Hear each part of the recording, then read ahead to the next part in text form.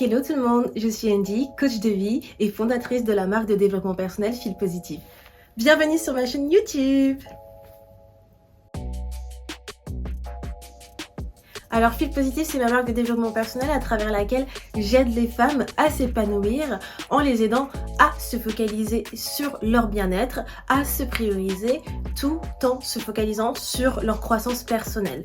Donc si vous êtes intéressé par le mindset, la spiritualité, la productivité, l'atteinte des objectifs, l'équilibre de vie, le développement personnel et l'épanouissement personnel, cette chaîne est faite pour vous.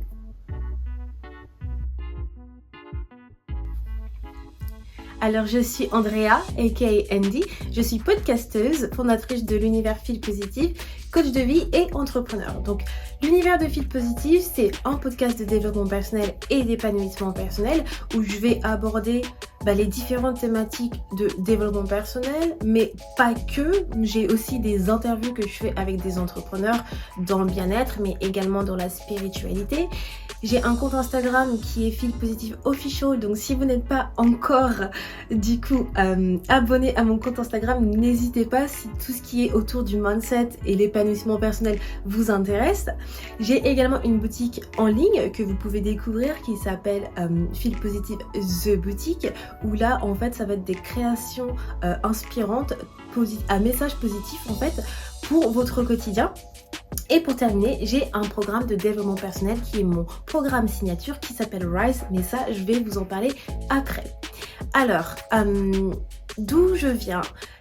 Pour vous dire un peu mon passif, si je peux dire ça comme ça, comment j'en suis arrivée là?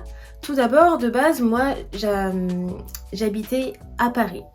J'habitais à Paris avec ma mère et mes sœurs et j'ai remarqué au bout d'un moment que ma vie à Paris ne me satisfaisait plus, que je n'étais pas du tout heureuse. Alors juste pour faire une petite aparté, donc moi je suis née en Normandie de parents caribéens, je suis haïtienne d'origine et mes parents se sont séparés très tôt. Donc j'avais simplement 6 ans lorsque mes parents se sont séparés et j'ai été élevée par ma mère qui a été mère célibataire et qui a dû élever 4 enfants. Donc ça c'est un peu pour mon passif. Donc ensuite on a emménagé sur Paris et du coup ma vie sur Paris, donc je n'ai jamais manqué de rien. À partir de l'adolescence, c'est un peu là où j'ai commencé à voir que je n'étais pas forcément heureuse. Donc je dirais c'est au niveau de mon master, vers 22 ans, où j'ai vu que ma vie à Paris ne me convenait plus. Donc c'est-à-dire que je donnais beaucoup trop de temps et d'énergie aux autres et je ne me priorisais pas. Et c'est là d'où venait le gros problème en fait. Je pensais que être heureuse, c'était en fait faire plaisir aux autres, aux gens qu'on aime. Alors qu'en fait pas du tout. Et en faisant ça, je donnais beaucoup trop aux autres et pas assez à moi-même. Je négligeais beaucoup mon bien-être et mes objectifs. C'est-à-dire que j'avais des objectifs.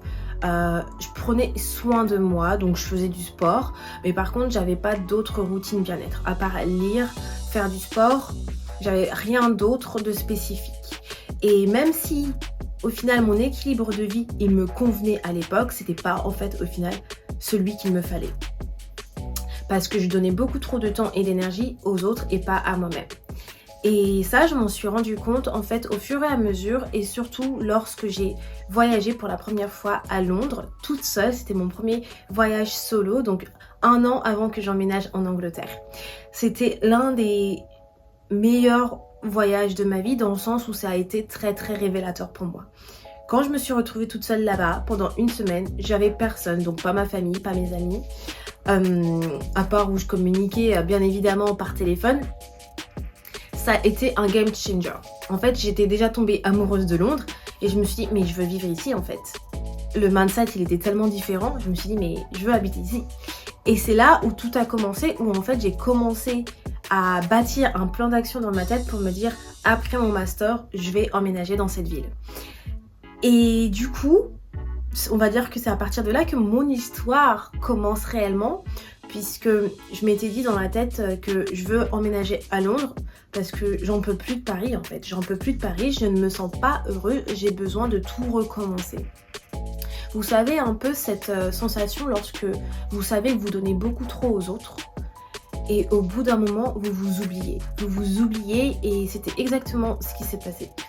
Et c'est à partir de là où j'ai commencé à avoir mon déclic quand j'ai emménagé à Londres et surtout je savais que je voulais un changement dans ma vie en fait. Et ce changement-là, je me suis dit en fait il faut que je parte parce que le fait est de donner trop aux autres, ça m'avait intérieurement bouffé. Et je me suis dit si je reste en France, je serai toujours entourée de tous mes amis, de toute ma famille et je n'aurai pas cette possibilité de me mettre une limite pour moi-même. Et la seule solution que pour moi qui a fonctionné, c'était de pouvoir emménager dans un autre pays, donc là pour le coup en Angleterre.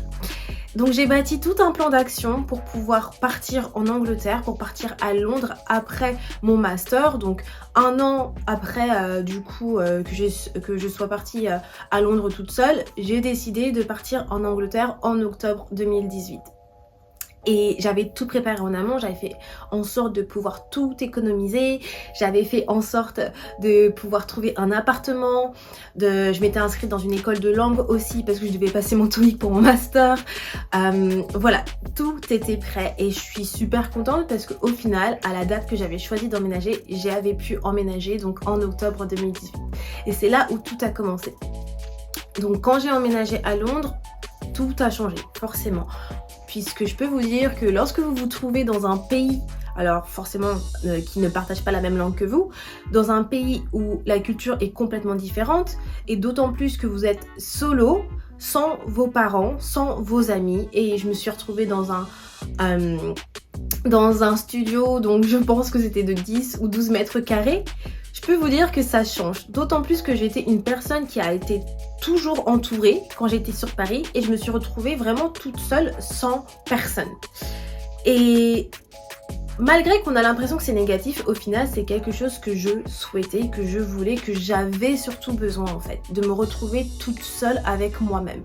Et cette sensation-là, au début c'était bizarre, mais au fur et à mesure on s'habitue et c'est exactement ce que je voulais. Et c'est à partir de là où vraiment mon développement personnel conscient a commencé, puisque lorsque vous n'avez personne avec vous, vous pouvez simplement communiquer avec vos proches par téléphone, et vous vous retrouvez seul avec vous-même. Et le temps que je me construise en fait justement un nouveau cercle social dans ce pays que je ne connaissais pas, la seule chose que je pouvais faire c'était de travailler sur moi, de faire ces grosses phases d'introspection puisque j'étais seule avec moi-même. Je n'avais pas de télé, donc je ne pouvais pas regarder la télé, j'avais simplement mon ordinateur. Et à cette époque, j'étais pas dans un mood où en fait j'avais envie de regarder des séries Netflix ou autres. Je me suis dit bon ok Andy, je suis toute seule dans ce pays, je suis dans un 12 mètres carrés de studio, et la seule chose que je faisais c'était du coup ces grosses introspections, bloc-notes, stylo, et c'est là où j'ai commencé à me poser les bonnes questions, à me dire mais qu'est-ce que je veux vraiment de la vie, qu'est-ce que je ne veux plus dans ma vie, et où mon développement personnel conscient a commencé en fait. Et ça a été très très révélateur et c'est une de mes meilleures périodes de ma vie en fait. J'ai pu comprendre certaines choses que je n'aurais jamais comprises si j'étais encore en France. Et pendant ces périodes-là d'introspection, j'ai commencé forcément à me documenter beaucoup plus sur certains sujets de développement personnel. J'ai commencé à discuter avec certaines personnes spécialisées dans ce sujet, à regarder des masterclass, à aller à des conférences, etc. etc. Et c'est là où je me suis vraiment prise de joie pour le développement personnel, où j'ai vraiment développé une passion, car de plus, en fait, en travaillant sur moi, sur mon développement personnel, ça m'a fait comprendre aussi que ce que j'aimais c'était empower les autres, que j'aimais vraiment, j'avais vraiment cette position de mentor, de toujours conseiller, de guider les autres et de refaire sortir la meilleure personne, la meilleure version d'eux-mêmes. Et grâce à mon propre développement personnel, c'est aussi comme ça que j'ai découvert en fait cette passion de pouvoir guider les autres et de les inspirer. Et ça, je l'aurais jamais su auparavant aussi, si je n'avais pas travaillé sur moi. Et quand on travaille sur soi, c'est vraiment travailler sur soi, c'est vraiment faire ces exercices d'introspection, de prendre le temps de se poser et d'écrire aussi, puisque écrire est très thérapeutique. Moi, ça m'a vraiment aidé en tout cas dans mon développement personnel et pendant toutes mes années en Angleterre. J'ai des millions de bloc-notes, je ne sais pas où ils sont, mais si vous saviez tous les bloc-notes que j'ai, parce que j'ai tellement écrit pendant mes phases d'introspection et sur tous les sujets, que ce soit au niveau des relations, des croyances limitantes, le pardon, les émotions, vraiment ça... J'ai vraiment travaillé globalement sur moi et ça fait, je suis devenue cette personne que je suis aujourd'hui. Et en fait, comme je le disais, au fur et à mesure de mon développement personnel, c'est là où j'ai développé cette passion de pouvoir, empower les autres, de pouvoir les guider et de les aider à évoluer eux-mêmes dans leur propre vie. Et c'est pour ça que j'ai voulu créer Feel Positive. Ça a commencé avec le podcast, du coup, où j'ai commencé des épisodes de podcast sur les différentes thématiques de développement personnel. Et au fur et à mesure, j'ai vu que ça prenait bien. Et je me suis dit, mais Andy, t'es passionnée par ça. Clairement, fais-en une boîte. Donc, c'est là où j'ai décidé de créer la boîte Feel Positive, ma marque de développement personnel. Et où j'ai voulu me spécialiser en tant que coach de vie et passer ma certification. Et du coup, voilà où j'en suis maintenant. Et pour le coup, je trouve que ça a été un excellent parcours puisque j'en ai beaucoup appris. Et l'Angleterre a fait partie de mon storytelling en fait. C'est grâce à ce pays vraiment où j'en suis là où j'en suis maintenant. Clairement, je vous jure que ça a été un game changer pour moi. Aussi un life changer pour moi parce que le fait d'être solo, ça m'a beaucoup appris. Et même si ça peut faire peur, au final, la solitude, c'est tellement notre ami et c'est pas un ennemi. Et ça, je l'ai appris en étant seule en Angleterre. Donc j'aime plusieurs choses. Je vais vous citer 3 choses en particulier que j'aime. Alors la première chose, je sais que ça sonne un peu cliché, mais ça va être le sport. En fait, je dis le sport, mais ça va être plus le fitness en général. Donc j'ai toujours aimé le sport en général, tout ce qui est basket, badminton. Franchement, c'était une de mes matières préférées quand j'étais au lycée, au collège, avec les langues. Mais le fitness, c'est vraiment pour moi la base en fait. C'est un échappatoire. C'est mon corps en a besoin. Donc je vais à la salle 3 fois par semaine. Et si je ne vais pas à la salle, en fait mon corps me le fait ressentir. Parce que j'ai toujours eu l'habitude d'être active pendant très longtemps. Donc si je n'y vais pas, mon corps va me le faire ressentir. Et c'est pas fort. Je ne vais pas à la salle pour un objectif de perte de poids. C'est simplement la sensation que ça me procure aussi en fait. C'est de pouvoir relâcher la pression, de pouvoir relâcher le stress. Et rien que ça, pour moi, c'est suffisant puisque, comme je disais, c'est mon échappatoire à moi. Être actif, c'est extrêmement important dans votre bien-être. Et le bien-être physique est autant important que votre bien-être mental.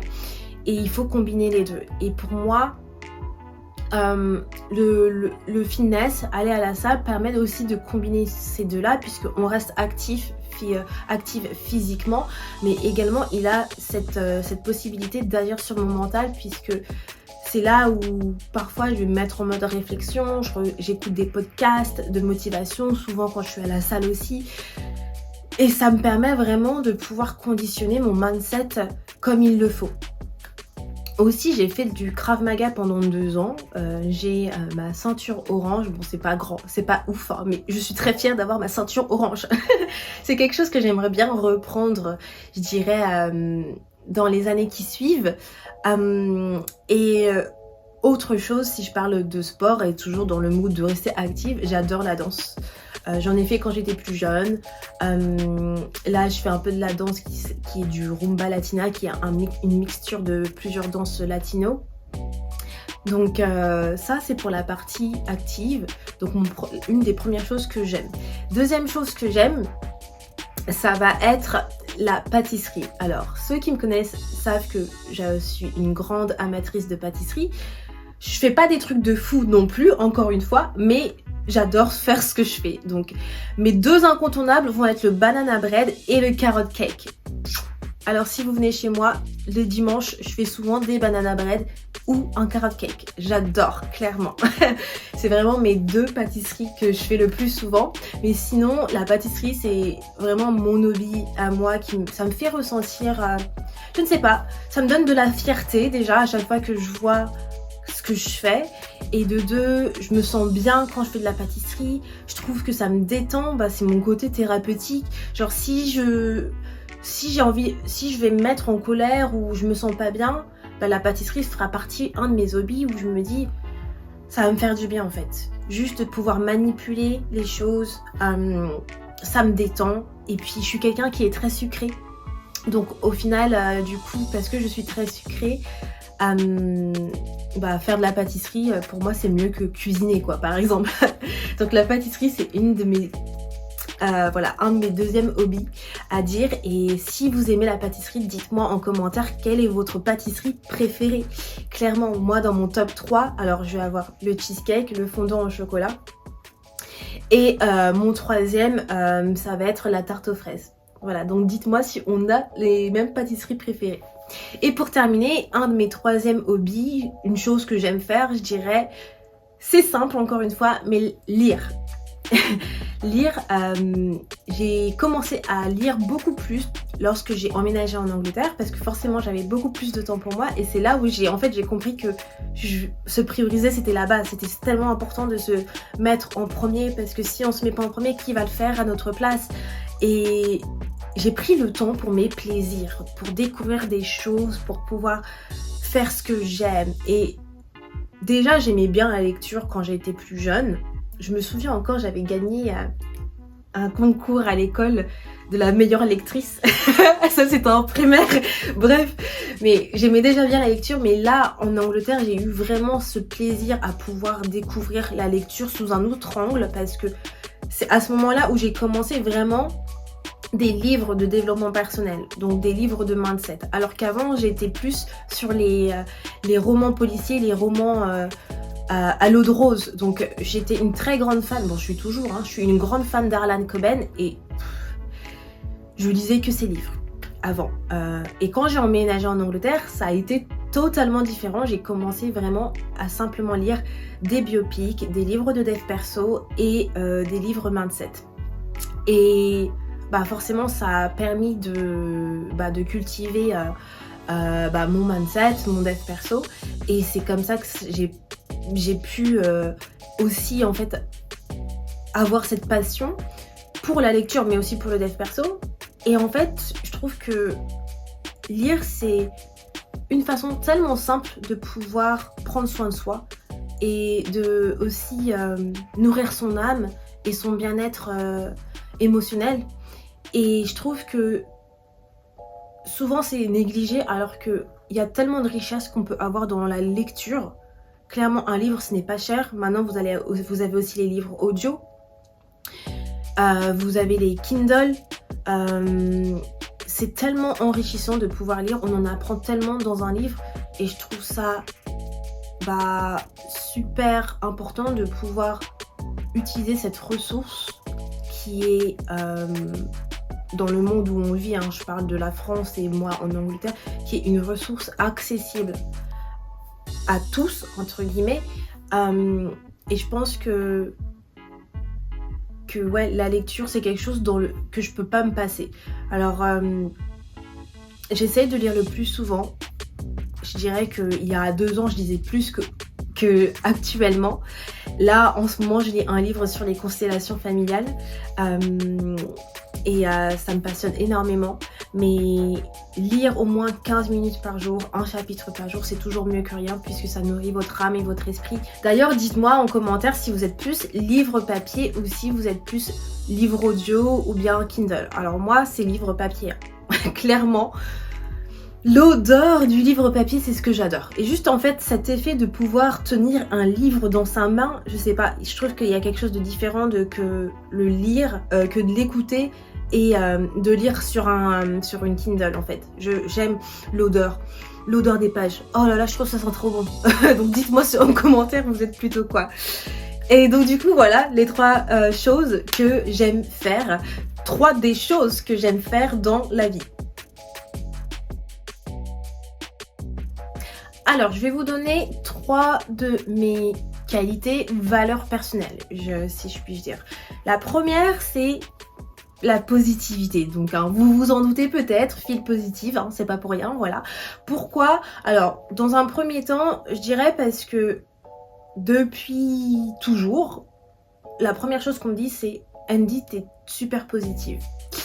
Parce que j'ai toujours eu cette aura, cette énergie positive que je donne aux autres, et quand j'arrive dans une pièce, je souris, je suis contente, voilà, j'ai toujours cette joie. Et on m'a toujours dit, toujours positive, et c'est pour ça que que ma boîte s'appelle Fil Positive. C'est en fonction par rapport à ma personnalité.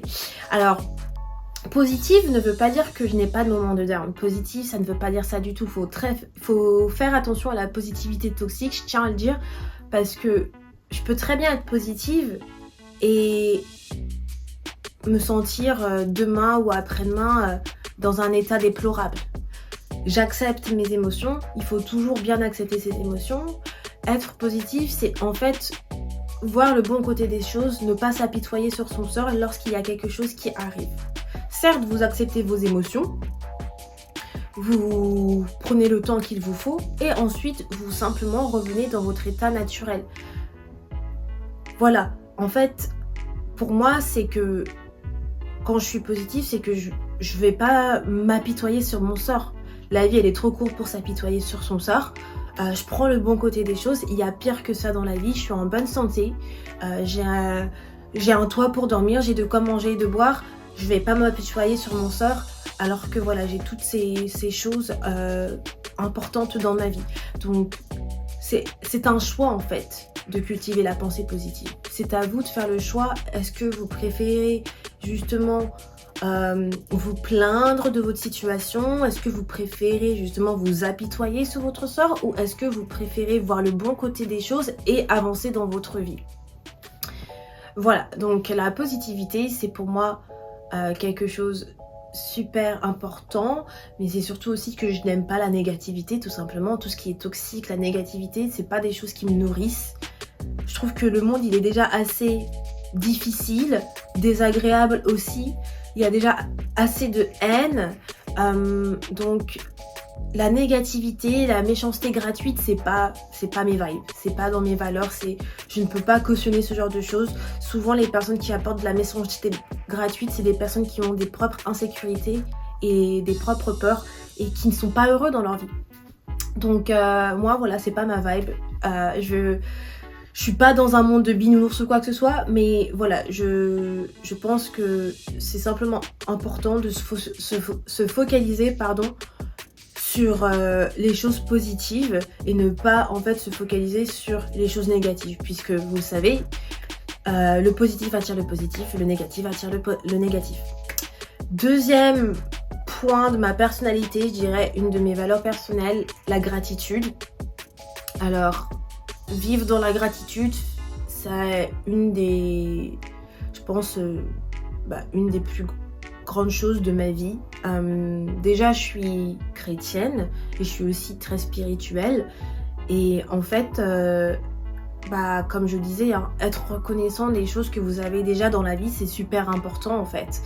On a de la chance, enfin je dis on n'habite peut-être pas dans le même pays, mais voilà, à chaque fois je me dis, j'ai de la chance d'habiter dans un pays où ce n'est pas la guerre, j'ai de la chance d'habiter dans un pays où les catastrophes naturelles sont réduites, j'ai de la chance d'avoir un appartement, j'ai de la chance de travailler, j'ai de la chance de faire ce que je fais, j'ai de la chance d'être au chaud, j'ai de la chance d'avoir de quoi manger, de quoi boire.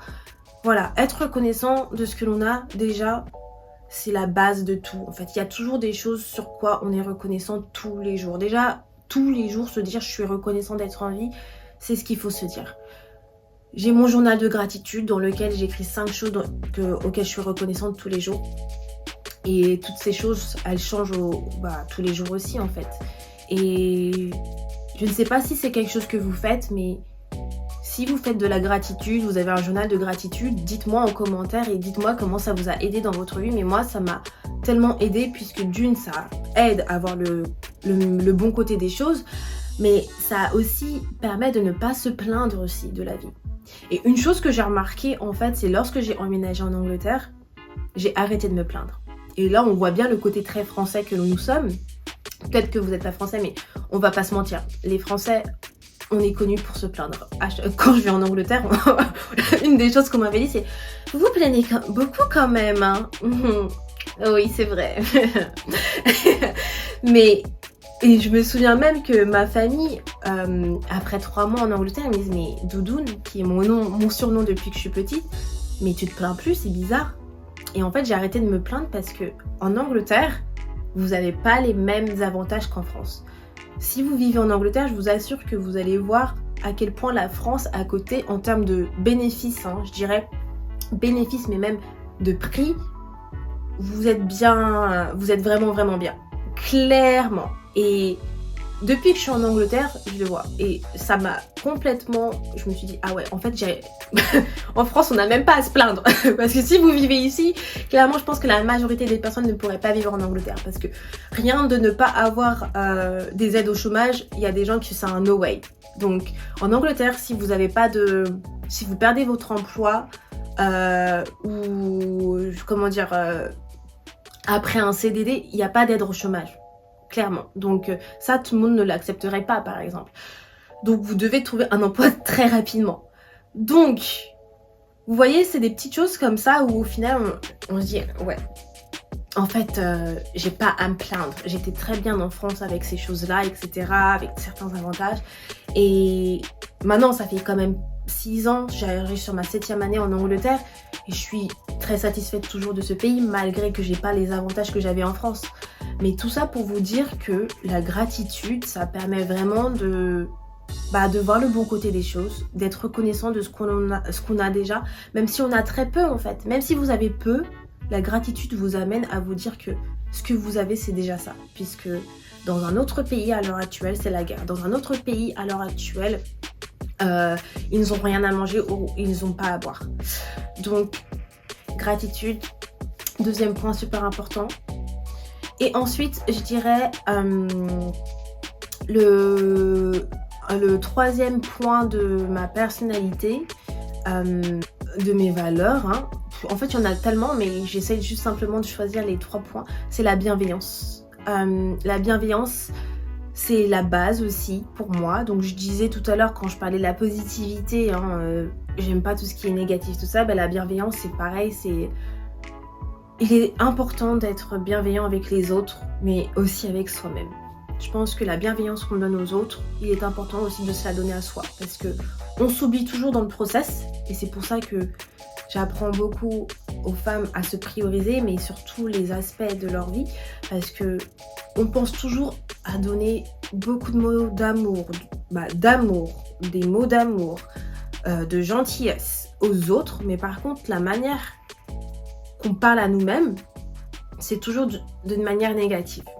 Et tout ce que vous donnez aux autres, il est important de vous le donner aussi à vous-même en fait. Il est même important de vous le donner en premier à vous-même avant de le donner aux autres. Parce que vous comptez aussi, vous méritez aussi tout cet amour, vous méritez toute cette gentillesse, vous méritez tous ces petits mots doux que vous dites aux autres, à vous-même. Et la bienveillance, c'est quelque chose que je mets toujours en avant.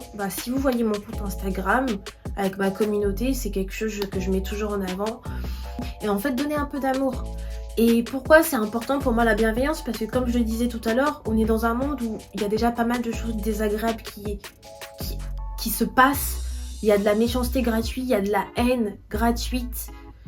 Et à notre échelle, si on peut faire une différence dans la vie des autres, je trouve que ça a beaucoup de valeur et que c'est important. Et pourtant, la gentillesse, être gentil avec quelqu'un, c'est censé être une des qualités premières de base.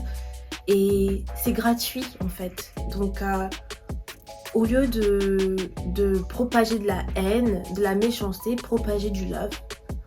Et le monde il serait tellement mieux si c'était comme ça de toute façon. Malheureusement ce n'est pas le cas. Mais encore une fois, voir le bon côté des choses. Essayez de aider votre prochain d'une manière ou d'une autre. Que ça soit en faisant preuve de bienveillance, en étant gentil, en aidant d'une manière ou d'une autre en fait. J'aime m'entourer des personnes qui seront bienveillantes avec moi, mais bienveillantes avec mes proches. Et je fais très attention à mon cercle en particulier, quoi qu'il en soit. Donc ça, voilà, c'est les 3 points je dirais, traits de caractère, personnalité, valeurs personnelles. Alors, qu'est-ce que je propose?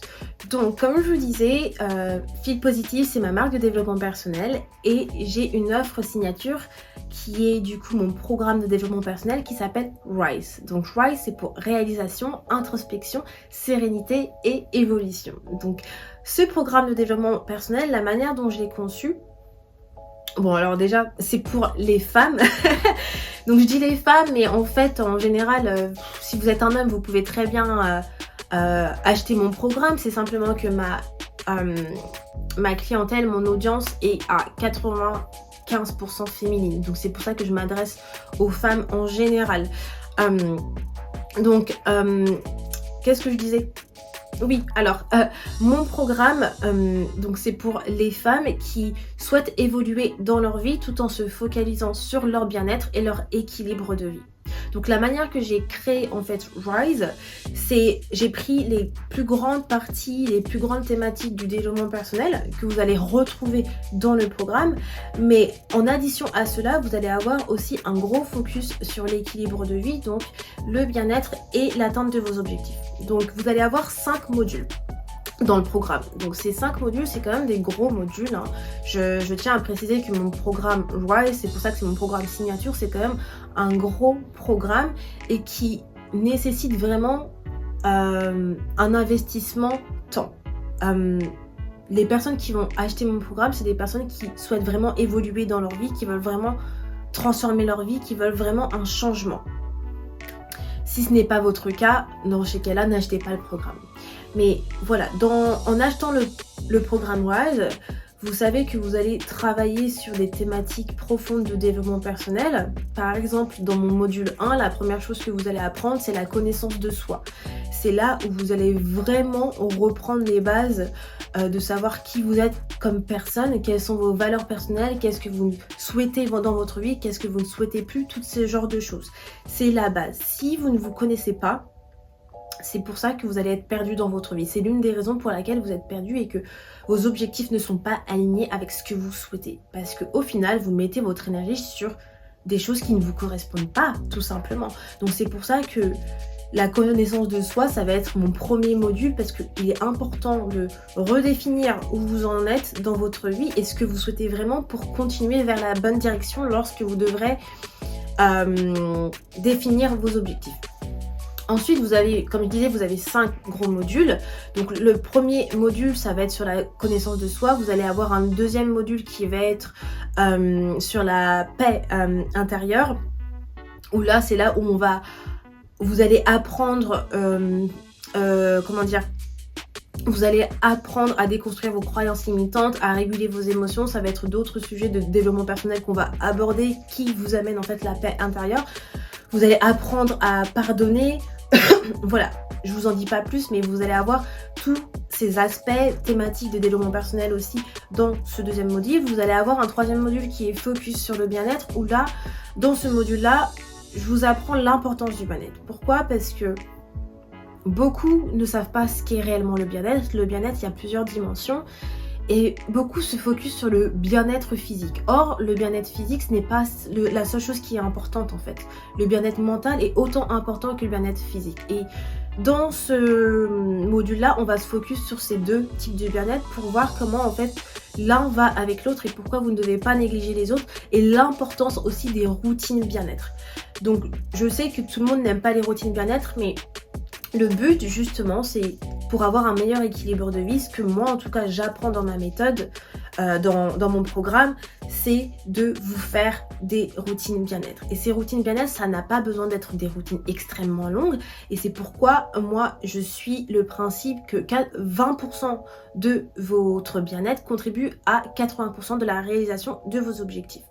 Et du coup 20% de votre bien-être, c'est deux activités bien-être que vous mettez dans une routine. Et c'est quelque chose que je vous apprends dans RISE, dans ce module-là, puisque en fait, voilà, j'ai une méthode particulière pour vous apprendre à faire ça. Et en fait, ça, c'est selon votre rythme et je vous apprends à comment vous pouvez choisir en fait des activités bien-être qui vous correspondent. Donc ça, ce serait dans ce module-là, par exemple.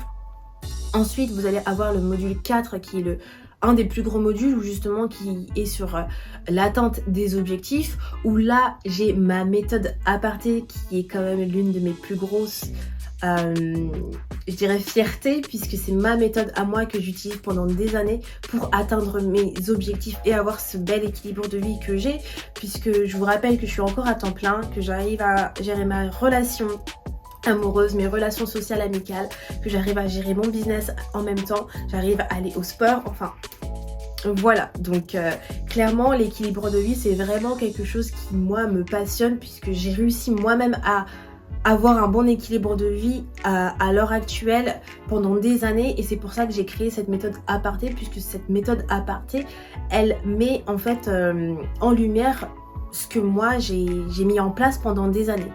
Et c'est dans ce module là, dans l'atteinte des objectifs, où vous pouvez utiliser ma méthode aparté. Et du coup vous avez un dernier module qui est du coup sur la découverte du bonheur en fait. Donc là aussi on va aborder beaucoup de thématiques de développement personnel, mais la gratitude, on va parler de la pensée positive, enfin voilà. Là je vous ai dit un petit peu vaguement ce que c'est, mais si vous êtes plus intéressé, n'hésitez pas, j'ai mis la brochure d'introduction au programme qui est à télécharger gratuitement dans la description de cet épisode, ça vous en dit plus. Voilà, si vous êtes intéressé, vous savez quoi faire. Voilà, j'en ai terminé. Si tout ce que je viens de dire a résonné avec vous, vous savez quoi faire. Vous pouvez d'ores et déjà vous abonner à ma chaîne et aussi sur Instagram si ce n'est pas fait. Donc n'hésitez pas à découvrir l'univers du podcast, où là vous allez avoir pas mal d'épisodes donc sur plusieurs thématiques de développement personnel. Clairement j'adorerais avoir vos avis, que ça soit sur YouTube, que ça soit sur Spotify, sur Instagram ou bien sur Apple Podcast. Et moi je vous dis à bientôt pour une prochaine vidéo. Ciao tout le monde!